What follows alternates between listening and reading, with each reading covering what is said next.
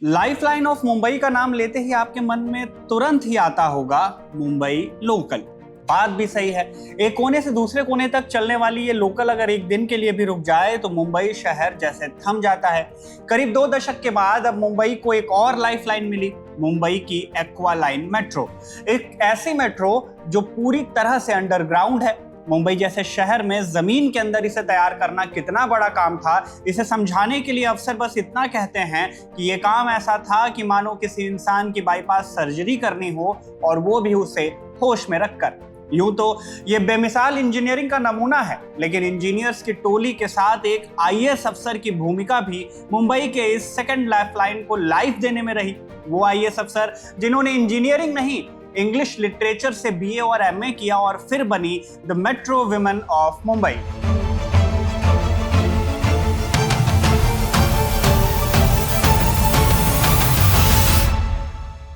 हम बात कर रहे हैं 1995 बैच की टॉपर आईएएस अश्विनी भिड़े की। कौन है अश्विनी भिड़े, कैसे इन्होंने अपने काम से देवेंद्र फडणवीस का भरोसा जीता और कैसे आदित्य ठाकरे से भिड़कर एक्टिविस्टों का गुस्सा झेलकर अश्विनी बनी मुंबई की मेट्रो वुमेन। नमस्ते, मेरा नाम शुभम है और आप खबरगांव देख रहे हैं। इस वीडियो में जानेंगे आईएएस अश्विनी भिड़े की कहानी और उस फैसले की भी जिसकी वजह से महाराष्ट्र सरकार ने उन्हें इसी ड्रीम प्रोजेक्ट से बाहर कर दिया था, जिसकी बदौलत इनकी ये पहचान बनी।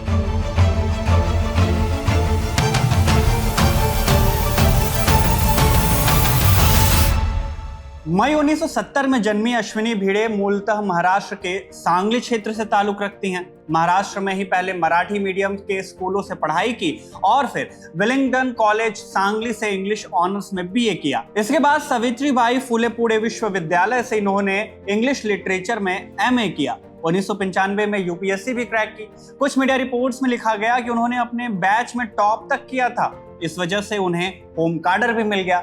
मीडिया रिपोर्ट्स में अश्विनी भिड़े को देवेंद्र फडणवीस का करीबी और भरोसेमंद नौकरशाह माना जाता है। इसके तार भी उनके करियर के शुरुआत से ही जुड़ते हैं। 1997 से 99 तक अश्विनी कोल्हापुर में असिस्टेंट कलेक्टर और असिस्टेंट डिस्ट्रिक्ट मजिस्ट्रेट के पोस्ट पर रही। इसके बाद 2000 से 2003 तक वो नागपुर जिला परिषद की सीईओ रही। इसी दौरान उनकी मुलाकात देवेंद्र फडणवीस से पहली बार हुई थी। उनके पति डॉक्टर सतीश भिड़े भी उस समय नागपुर में ही थे और देवेंद्र फडणवीस भी पहली बार विधायक और नागपुर के मेयर बने थे। 2004 से 2008 के बीच अश्विनी भिड़े महाराष्ट्र के राज्यपाल की डिप्टी सेक्रेटरी भी रही। उसके बाद उन्हें Mumbai metropolitan region development authority माने MMRDA में पोस्टिंग मिली और यहीं से उनका इंफ्रास्ट्रक्चर का करियर शुरू हुआ।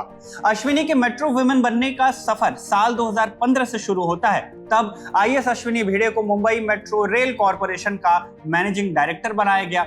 उस समय देवेंद्र फडणवीस की सरकार मुंबई मेट्रो परियोजनाओं को आगे बढ़ाना चाहती थी। इसकी देखरेख के लिए उन्हें तलाश थी एक ऐसे अफसर की जिसे शहरी इंफ्रास्ट्रक्चर और MMRDA और म्युनिसिपल कामों में पहले से अनुभव हो। इस जॉब डिस्क्रिप्शन के लिए अश्विनी भिड़े बिल्कुल परफेक्ट थी, क्योंकि साल 2008 से ही वो MMRDA में डायरेक्टर के पद पर सेवाएं दे रही थी। इस बीच उन्होंने ईस्टर्न फ्रीवे, सहार एलिवेटेड एक्सेस रोड और मिथी रिवर का सफाई प्रोजेक्ट और इनके साथ मुंबई मोनोरेल जैसे कई बड़े प्रोजेक्ट्स पर काम किया था। इन प्रोजेक्ट्स के दौरान उन्हें 5000 से ज्यादा लोगों का पुनर्वास भी कराना पड़ा, जो एक बड़ी प्रशासनिक चुनौती थी। इसके साथ ही उनके काम के प्रति सख्ती के किस्से भी राजनीतिक गलियारों में पहले से गूंज रहे थे। मसलन एक किस्सा ही सुना देते हैं। बात है साल 2010 की। तब आईएएस अश्विनी भिड़े MMRDA में जॉइंट मेट्रोपॉलिटन कमिश्नर थी। एक दिन दफ्तर में खबर आई कि मुंबई के भांडुप इलाके में 18 करोड़ रुपए की लागत से बनने वाला स्काई वॉक प्रोजेक्ट अटक गया, क्योंकि एक नेता नहीं चाहते थे कि उनके घर या प्रॉपर्टी के पास इसकी सीढ़ियां बनाई जाए। MMRDA ने तब स्काई वॉक का 240 मीटर हिस्सा तैयार कर लिया था। योजना थी कि इस स्काई वॉक की सीढ़ियां पाटिल स्टेट के पास बनाकर इसे जनता के लिए खोल दिया जाए। दावा किया गया था कि इससे करीब 2.5 लाख यात्रियों को भांडुप रेलवे स्टेशन आने जाने में आसानी हो जाएगी, वो भी रोजाना। वैसे तो ये एक समाज सेवा का ही काम था, लेकिन जिस पाटिल स्टेट्स के पास इसकी सीढ़ियां उतरने वाली थी वो प्रॉपर्टी एनसीपी के तत्कालीन सांसद संजय पाटिल और उनके परिवार की थी। इस प्रोजेक्ट को लेकर संजय पाटिल ने उस जगह पर आपत्ति जताई। उनका कहना था कि प्रस्तावित सीढ़ियां उनकी संपत्ति के बिल्कुल पास आ रही हैं। बहरहाल विभाग और सांसद के बीच अभी इस बात पर बहस चल ही रही थी कि एक दिन सांसद संजय पाटिल तमतमाए हुए एमएमआरडीए के दफ्तर पहुंच गए।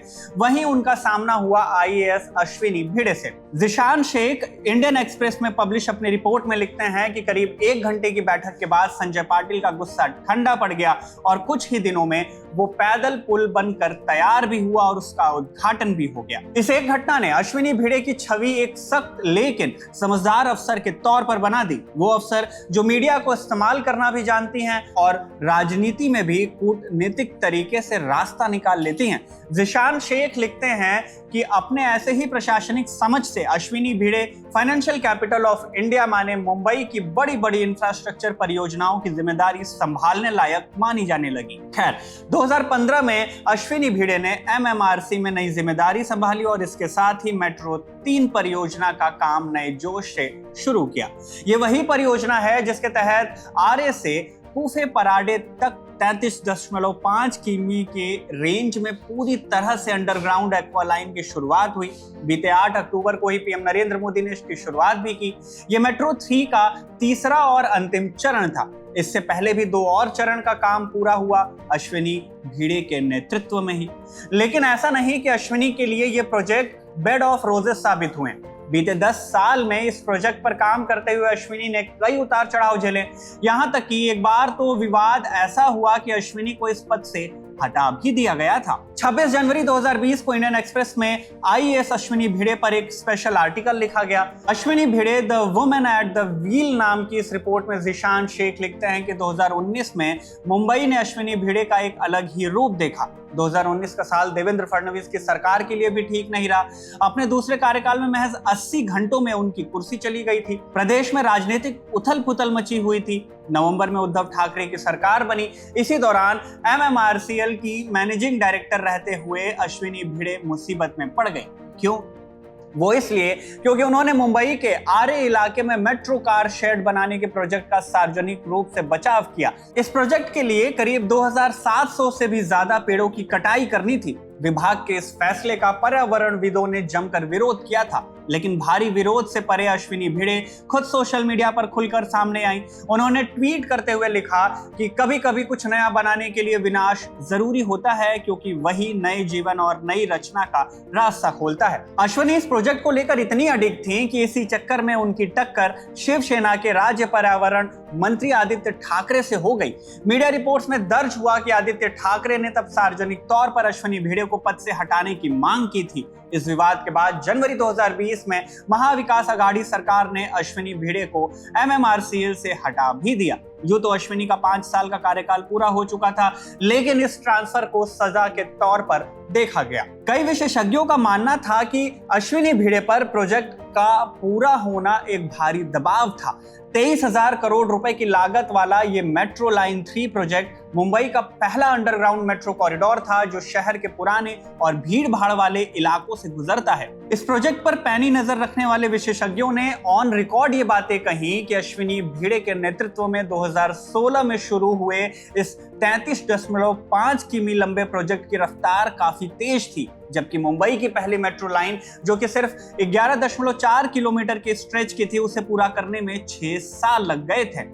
जिशान शेख अपनी रिपोर्ट में लिखते हैं कि लोगों को डर था कि भिड़े के हटने से प्रोजेक्ट की गति धीमी पड़ जाएगी।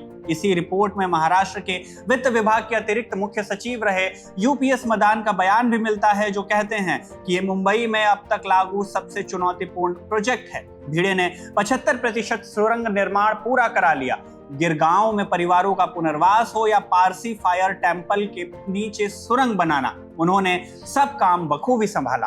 अश्विनी के काम पर टिप्पणी करते हुए एक और अधिकारी का बयान इस रिपोर्ट में मिलता है, जो कहते हैं कि एमएमआरडीए में भिड़े कई बार उन लोगों से डील भी करती थी जिन्हें प्रोजेक्ट के लिए विस्थापित करना पड़ता था। ये नियमों की बहुत पक्की थी, लेकिन इंसानियत भी रखती थी। उन्होंने मंदिर मस्जिद जैसी धार्मिक संरचनाओं को भी बिना विवाद हटवा दिया। इस तबादले के बाद प्रशासनिक गलियारों के साथ ही राजनीतिक गलियारों में भी अश्विनी भिड़े को वापस से पद पर लाने की चर्चा हुई। इस मुद्दे पर तत्कालीन बीजेपी विधायक आशीष शेलार ने कहा था कि आमतौर पर हर अफसर को 3 साल बाद ट्रांसफर किया जाता है, लेकिन भिड़े को विशेष प्रोजेक्ट सौंपा गया था। बेहतर होता कि उन्हें इस पद पर जारी रहने दिया जाता। बहरहाल तमाम चर्चाओं और कयासों पर पूर्ण विराम लगा जून साल 2022 में, जब महाराष्ट्र में एकनाथ शिंदे की सरकार बनी। शिंदे सरकार ने आते ही सबसे पहला और सबसे बड़ा कदम यह उठाया कि मेट्रो कार शेड प्रोजेक्ट को आर्य कॉलोनी से कंजूरमर्ग ले जाने का जो फैसला पिछली सरकार ने दिया था उसे रद्द कर दिया गया। इसके साथ ही सरकार ने अश्विनी भिड़े को फिर से Mumbai metro rail corporation limited की मैनेजिंग डायरेक्टर के पद पर नियुक्त भी किया। उनकी वापसी ये दिखाती है कि नई सरकार मेट्रो प्रोजेक्ट, खासकर मेट्रो 3 कॉरिडोर को लेकर गंभीर है। गंभीरता इसलिए भी क्योंकि इसे साल 2024 तक पूरा करना था, जो कि अश्विनी भिड़े के बिना पूरा करना क्लोज टू इम्पॉसिबल हो गया था। मेट्रो प्रोजेक्ट की मुखिया रहते हुए वो अक्सर देर रात तक खुद साइट पर जाती थी और पूरे काम का निरीक्षण भी करती थी। वो अपने प्रोजेक्ट्स की डेवलपमेंट को बहुत ही क्लोजली मॉनिटर भी करती थी। इंजीनियर से लेकर ठेकेदारों तक सबसे बातचीत भी करती थी। जून 2022 से ही MMRCL की इस जिम्मेदारी के साथ ही इस बार अश्विनी भिड़े को principal secretary to chief minister की नई जिम्मेदारी भी सौंपी गई। तब से आज की तारीख तक अश्विनी ये दोनों पद एक साथ संभाल रही हैं। साल 2023 में एक कार्यक्रम में शिरकत करते हुए अश्विनी भिड़े ने कहा था कि ब्रिटिशों ने जब मुंबई का विकास किया तब उन्होंने अगले 150 सालों को ध्यान में रखकर योजनाएं बनाई। उसी तरह आज जो प्रोजेक्ट्स चल रहे हैं वो आने वाले 150 से 200 सालों तक शहर की जरूरतों को पूरा करेंगे। इसी तर्ज पर अश्विनी ने कहा था कि साल 2040 तक पूरी मुंबई में मेट्रो सेवाओं का विस्तार करने की योजना है। दावा भी किया कि आने वाले समय में मेट्रो मुंबई की लाइफलाइन बन जाएगी। तो ये थी कहानी मुंबई के मेट्रो वुमेन के नाम से जानी जाने वाली IAS अश्विनी भिड़े की।